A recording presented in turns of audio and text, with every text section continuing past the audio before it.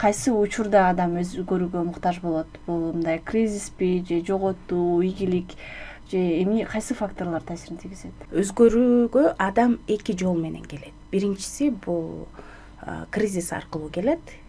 Экинчиси адам өзүнүн даярдыгы менен келет. Кайсы учурда адам кризис менен келет? Эгерде адамдын аң сезими төмөн болсо, ошол өзгөрүүгө жетүүгө, анда ал кризис менен келет. Анткени өзүнүн ички каалоолору, ички мүдөлөрү, бир мурунтан бала кезинде кыялданып койгон кыялдары анын көмүскө аң сезиминде программа болуп калганда, адамда аң сезим бар, анан көмүскө аң сезим бар.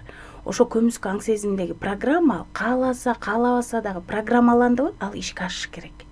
А бирок ошону ишке ашырууга адам даяр болбой турганда, ал кризис аркылуу келет. Кайсы учурда адам аң сезимдүү түрдө келет өзгөрүүгө? Анын аң сезими өскөндө.